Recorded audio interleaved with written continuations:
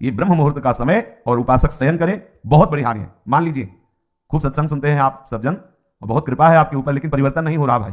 अगर आप 6:30 बजे, तो अच्छा नहीं, बिल्कुल अच्छा नहीं, बिल्कुल अच्छा नहीं। ये दिनचर्या तो बिल्कुल ठीक नहीं। आप लोग सावधान हो, जो भी हो सावधान हो जाइए। ये बिल्कुल आपके जीवन के लिए घातक दिनचर्या है। 2 बजे बहुत उत्तम है उठना, पर नहीं तो 3 बजे, आखिरी 4 बजे। साधक होकर 4 बजे के बाद शयन कर रहा है, मुझे तो नहीं लगता किसी भी स्थिति में। हमें लगता है कि दवा खवा दी जाए तो नहीं कहते, नहीं तो किसी भी स्थिति में कोई बीमारी, कोई भी ऐसा रोग अपना प्रभाव नहीं रखता जो दिनचर्या को बाधित कर दे। ये देखा है, ये केवल प्रवचन नहीं, देखा है, जीवन को देखा है।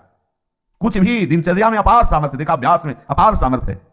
देखो सामने पट्टी बंधवा दी गई और धनुष बाण ले लिया और शब्द दूर किया जा रहा है अन्य दिशा में, शब्द वेदी बाण संचार। अभ्यास देखो, आंख में पट्टी बंधी हुई है, शब्द किस दिशा से हो रहा है श्रवणेंद्र से देखना है और बाण वही संधान करना जहां से शब्द निकला है। अभ्यास देखो, अभ्यास का प्रभाव देखो, कितने से चमत्कार अभ्यास में लौकिक। और आप परमार्थ के पथिक, और आपका यह अभ्यास कि आप उठे और फिर सो गए। क्या मतलब, आपकी दिनचर्या क्या है?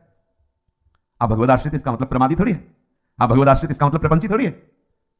अहम का त्याग करके भगवदाश्रित होकर भगवत मार्ग में चलने वाले पथिक हैं। इसलिए सबसे प्रार्थना है, जो पीछे हुआ आज से एक नई दिनचर्या आप देखो।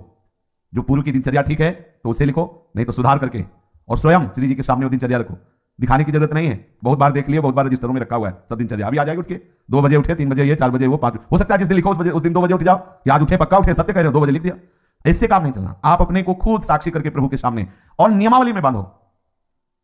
बिना नियम के प्रेम उत्पन्न नहीं होता। वो प्रेम की एक दशा है जो नेम को लय कर देती है। नियमावली में आपकी दिनचर्या सही होनी चाहिए, आपकी नियमावली ठीक होनी चाहिए। किसी भी संत के जीवन को आप देखिए, देखो एक स्थिति सिद्धावस्था में ऐसी आती है स्वाभाविक कि उनको देह से संबंध नहीं रह जाता। और उनकी बात अलग, आपकी अवस्था और उनकी। बीच सत्संग में हुक्का मांग करके परमहंस जी, रामकृष्ण परमहंस जी कभी पकौड़ा मांगते, कभी, अब उनका अनुसरण थोड़ी करेंगे इस बात में, भाई धरो हुक्का, रुको अब हम पी रहे। महापुरुषों का अनुसरण थोड़ी कर सकते। महापुरुष किस दशा में, किस स्थिति में, उनके जो नियमावली उपदेश है, वो कहीं नहीं बोले उपदेश में कि हुक्का पियो, नहीं बोले। तो जो उपदेश बोले वो हमें आचरण में उतारने। हम क्या करते हैं, सीधे महापुरुष व्यास भरोसे कुंवर की, सीधे वो जो इस स्थिति में है ना, बस केवल इतना ही पकड़ते हैं। कहो केवल भजन को, इसलिए भजन नहीं करना। कहो के आचार, इसलिए आचार नहीं करना। मतलब जितेंद्रिय पवित्रता और ये सब, क्या पवित्रता गुरु जी ने कहा है, थैली है मल की, क्या पवित्रता? हाँ, उसमें क्या सुना नहीं प्रवचन में, आचार गए और जितेंद्रियता आदि। और व्यास भरोसे कुंवर, ये बात आई। सोवत पाव प्रसाद तो 6:30 बजे इसलिए जगला पड़ेगा कि 7 बजे 7:15 बजे सत्संग में आना है, वो आ जाते हैं तो जल्दी जल्दी तिलक लग जाए, गुरुदेव जय महाराज, हाँ जय हो महाराज, वाह वाह वाह। क्या सत्संग में हो रहा है भाई, बहुत जीवन कीमती है। अभी कल ही पता चला कि कोई बहुत प्रियजन है, उनके यहाँ कैंसर हुआ।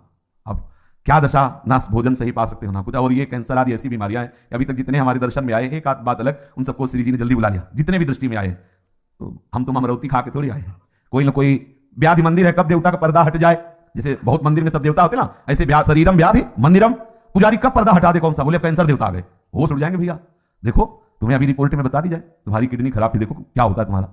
अगर डिप्रेशन में ना पहुंच जाओ तो बताना, ब्लड प्रेशर अपने आप उछाल मारने लगेगा। क्योंकि चिंतन, आज तुम स्वस्थ हो तो प्रमाद करते हो, और कल प्रमाद करने का अवसर नहीं रहेगा, अवसर ही नहीं रहेगा। अनन्य चिंतन रोग का होने लगेगा। अगर भगवदाकार वृत्ति नहीं हुई तो आप ये मत समझो मृत्यु कोई खिलवाड़ नहीं है। मृत्यु का संदेश सुनकर अच्छे अच्छे के जमीन खिसक जाती है, होश खराब हो जाते हैं। कैंसर, अब न रात में नींद, दिन में चैन, अनन्य चिंतन उसी का शुरू। अब क्या करें, घबराहट, थोड़ी थोड़ी देर में मरना है, तो जो दुकान मकान पति पुत्र परिवार जितना सब वो सब काटने दौड़ता है, ये सब छूट जाएगा।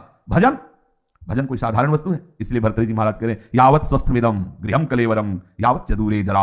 जब तक बुढ़ापा दूर है, जब तक तुम्हारे शरीर में रोग कोई नहीं हो जा रहा, होगा ऐसा थोड़ी कि तुम्हारा कोई लिखवा के लाए कि नहीं होगा।